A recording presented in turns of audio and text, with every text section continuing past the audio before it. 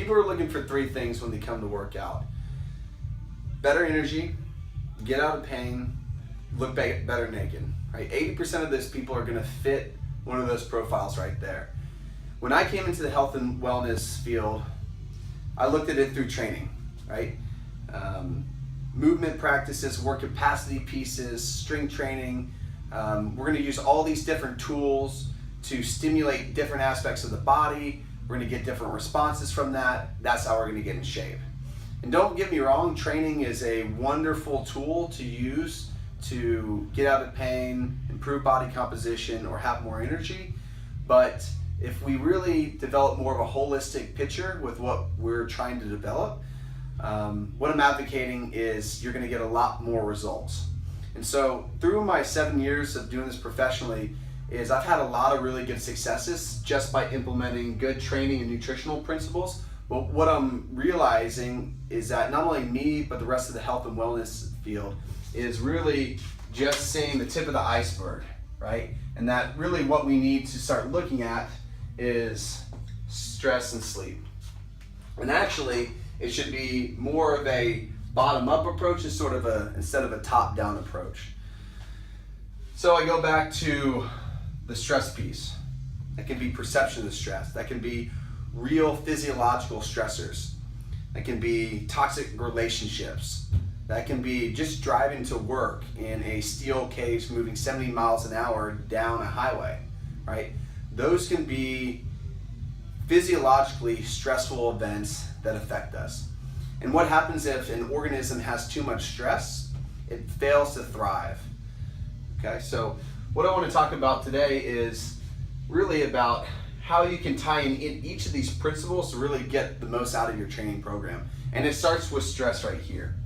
Is if we're not doing some of the things that we love on a daily basis, if we don't have good stress maintenance practices, if we don't start to look at our perception of stress, then why would we start talking about adding a purposeful additional stressor to the body, i.e. training?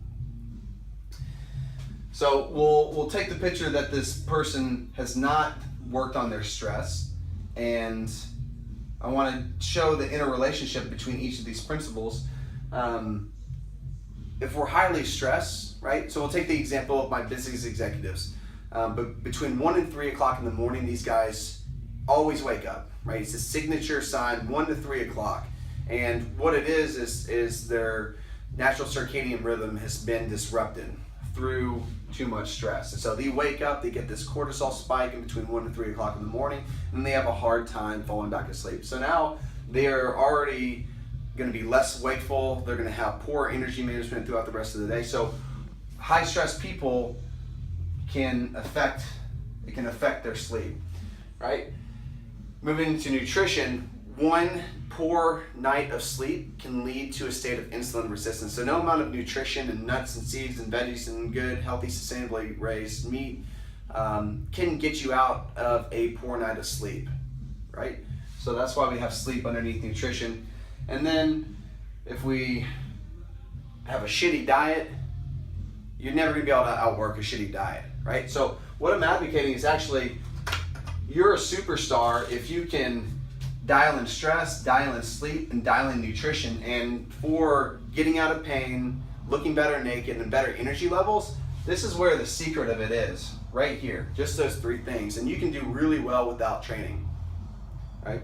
If you're looking to maximize it, right, obviously we want to add this in, and that's going to influence your level of fitness and what you can do. Can you keep up with your kids, your breathing, your strength? But arguably, for the majority of people, is I want people to look at fitness in a different way. Is look to simplify your life and do the things you love more. Sleep as much and as well as possible, so 7 to 9 hours in a fully dark room, and eat well. And that's a rabbit hole to go down, but I'm going to argue that it's as close to the ground as possible with sustainable farming practices, and you take pride in the food preparation process versus letting other people doing it.